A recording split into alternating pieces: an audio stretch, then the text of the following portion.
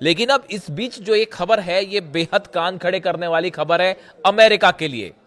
ये जो Nanchang 101 ship है डिस्ट्रॉयर चाइना का, देखिए ये 13,000 टन से ज्यादा का वजन इस शिप का है। यानी देखिए बेहद भारी भरकम शिप है ये।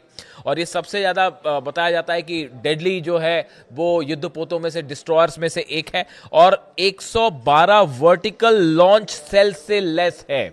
देखिए इसमें 112 वर्टिकल लॉन्च सेल्स हैं। मैं आपको आसान भाषा में समझाऊं कि ये वर्टिकल लॉन्च सेल्स क्या होते हैं। किसी भी जहाज में जो डिस्ट्रॉयर्स होते हैं उसमें जो मिसाइल्स फायर होती है, देखिए जहाज में से वर्टिकल मिसाइल्स निकलती हैं जो कि सीधा शिप से लॉन्च होती है। उसको लॉन्च करने के लिए जो पाइप के आकार का पोर्शन होता है जिससे मिसाइल निकलती है, इसे ये कहलाए जाते हैं वर्टिकल लॉन्च सेल्स। यानी कि इनके अंदर मिसाइल्स होती है और आपने जैसी बटन दबाया तो मिसाइल उस पाइप जैसी चीज होती है उसके अंदर से निकल जाएंगे। ये कहलाते हैं vertical launch cells. 112 vertical launch cells हैं इसमें। यानी आप देखिए ये अच्छा खासा एक भारी भरकम डिस्ट्रॉयर है। इसमें लंबी दूरी की मिसाइल्स हैं जो समुद्र में वार कर सकती हैं, हवा में हमले कर सकती है, और इसके अलावा अलग अलग कॉन्टिनेंट है उस पर भी, यानी जमीन पर भी हमले कर सकती है। अब देखिए ये सब मैं क्यों बता रहा हूं, ये इसलिए अहम है क्योंकि कई सारे जो नेवी से जुड़े एक्सपर्ट्स हैं, वाटर जो वॉर्स होते हैं इनसे जुड़े जो एक्सपर्ट्स हैं, मैरीटाइम एक्सपर्ट्स हैं, उनका कहना ऐसा है कि क्या चाइना ने इशारों इशारों में अमेरिका को यह संदेश दे दिया है कि अगर अब्राहम लिंकन से किसी भी तरह का हमला होता है ईरान पर तो पीछे से चाइना मदद के लिए खड़ा है, और अगर आपके डिस्ट्रॉयर्स हैं तो हमारे भी डिस्ट्रॉयर्स वहां पे तैनात हैं। इसका संदेश ये माना जा रहा है। देखिए ये जो जहाज है ये अरब सागर में अक्सर प्रैक्टिस करता है और हिंद महासागर में भी होता है, इस तरह से इसका वो होता है। लेकिन इस समय फिलहाल जो हालात हैं इसमें ओमान की खाड़ी में जो इलाका ओमान की खाड़ी का है ये बेहद अहम हो गया है। पहले जो अब्राहम लिंकन है वो ओमान की खाड़ी में ही था, फारस की तरफ आगे बढ़ रहा था, लेकिन उसके बाद जिस तरह से मिसाइल परीक्षण हुए एक के बाद एक फारस की खाड़ी में, इसकी वजह से अब्राहम लिंकन को पीछे आना पड़ा, अरब सागर में आना पड़ा। अब ये भी अरब सागर में है और जो जानकारी आई उसके मुताबिक चाइना का ये शिप भी जो है वो अरब सागर की तरफ अब रवाना कर दिया गया है। देखिए इसमें जो है YJ-21 hypersonic anti ship missiles हैं इसमें, जो कि अगर फायर की जाए तो किसी भी जहाज को वो डुबो सकती हैं। तो इस लिहाज से ये एक बड़ा कदम माना जा रहा है। पिछली जो सीरीज है उसमें हमने देखा कि सैटेलाइट से चाइना मदद कर रहा है। एक एक जानकारी मैं आपको बता चुका हूं, कौन से अमेरिका के बेस पे कितने प्लेन्स हैं, कहां कहां वॉरशिप्स तैनात हैं, सब कुछ जानकारी चाइना दे रहा है। यहां तक कि जो बताया गया कि शाहिद ड्रोन जो कि अब्राहम लिंकन के करीब पहुंच गया था, देखिए उसको, उस ड्रोन को ओमान की खाड़ी में या अरब सागर में इतने करीब पहुंचना अब्राहम लिंकन के, ये बिना सैटेलाइट की मदद के संभव नहीं है। और ये बताया जा रहा है कि चीन ने बड़ी मदद करी ईरान की, और उसी के जरिए ये शाहिद ड्रोन जो है वो अब्राहम लिंकन के बेहद करीब पहुंच गया था, और जिसकी वजह से फिर उसको गिराना पड़ गया। मैसेज साफ है कि ईरान के जो ड्रोन्स हैं वो सीधा अब्राहम लिंकन तक अब जा सकते हैं। इसमें बड़ी भूमिका जो है वो चीन की है, जैसा बताया जा रहा है।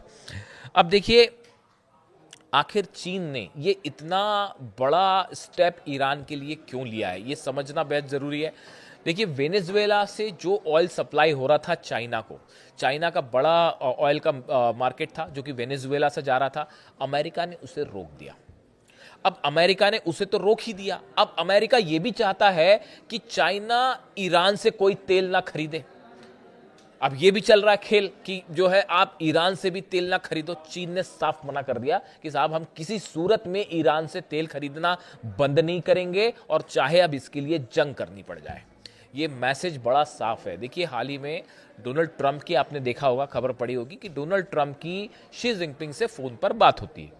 फोन पर बात हुई, फोन पर बात होने के बाद डोनाल्ड ट्रंप ने अपने बयान जारी किए। उनका जो सोशल मीडिया हैंडल है उस पर उन्होंने बयान जारी किया, और उसमें उन्होंने कई सारी बातें कही कि चीन के साथ जो है कई मुद्दों पर बात हुई। इसमें ईरान का भी जिक्र था कि हमने ईरान को लेकर डिटेल में बात की है, और ऐसे कई मुद्दे हैं जिनको लेकर बात हुई कि उन्होंने बड़ी लंबी लिस्ट गिनाई।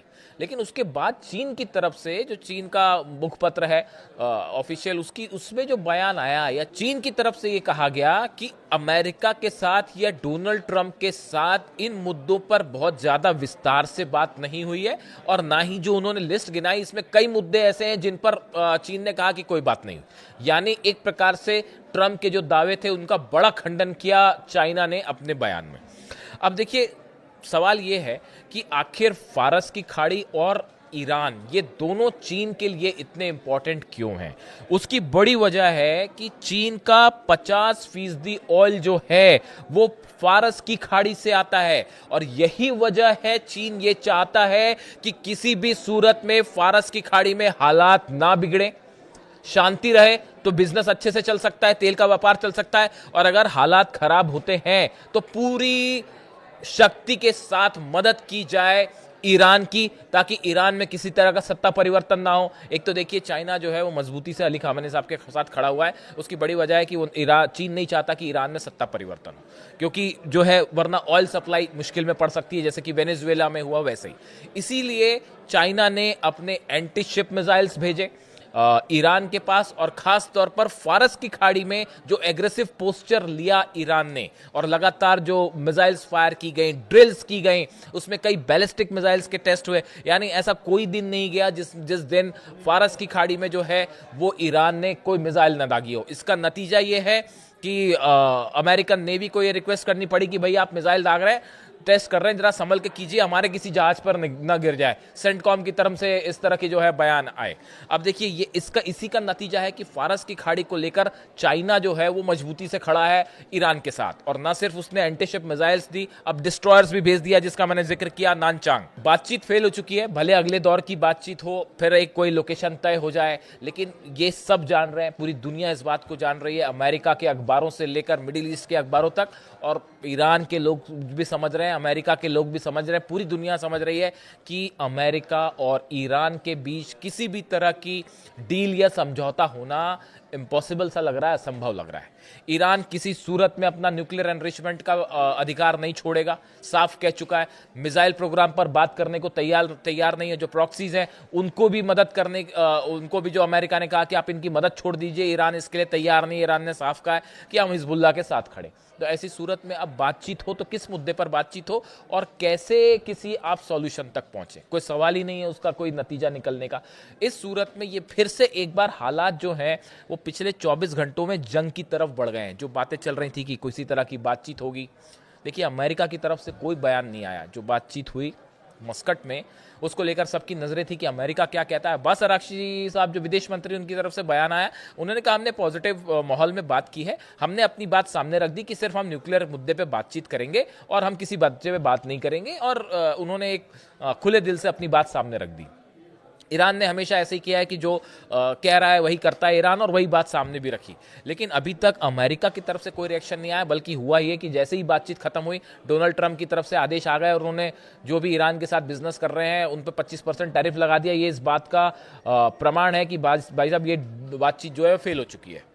अब ये एक प्रकार से इसको अनाउंसमेंट माना गया कि जैसी अगर बातचीत सफल होती दिखाई देती तो ट्रंप कतई टैरिफ की बात नहीं करते ईरान पे। इसीलिए एक्सपर्ट से मान के चल रहे हैं कि वो पहले से ये कहा जा रहा था कि डील किसी नतीजे पे नहीं पहुंचे। अब इन हालात में बताया ये जा रहा है कि जैसा मैंने अपने पिछले वीडियो में भी बताया था कि अगर ईरान पर हमला होता है तो उसमें बड़ी भूमिका होगी अमेरिका की सबमरीन्स की। और यह कहा जा रहा है कि हो सकता है अमेरिका अपने सबमरीन से, टॉम हॉक मिसाइल से ईरान के ठिकानों पर हमला कर सकता है। फाइटर जेट्स अंदर जाएंगे तो मुश्किल है, S-400 भी हो सकता है, चाइनीज डिफेंस भी हो, और उसके बाद फिर वो फाइटर जेट एक भी गिरा अगर F-35 या F-16, बड़ी खबर बनेगी। ऐसी सूरत में माना जा रहा है कि टॉमहॉक मिसाइल से हमला हो सकता है सबमरीन से, या फिर अब्राहम लिंकन तो है ही, अब्राहम लिंकन से भी टॉमहॉक मिसाइल से F-16 या F-35 क्रॉस करेंगे, इसकी संभावना बेहद कम नजर आ रही।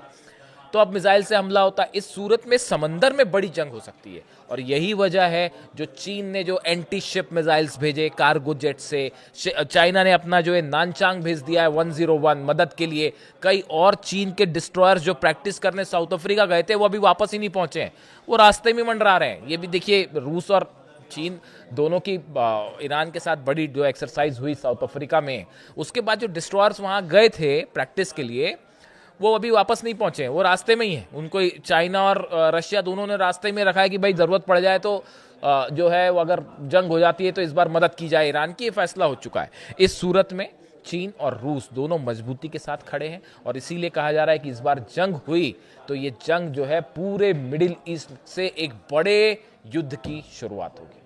अब इससे जुड़ा जो भी अपडेट होगा मैं आप तक पहुंचाऊंगा। वीडियो कैसा लगा कमेंट करके बताइए। Thank you so much.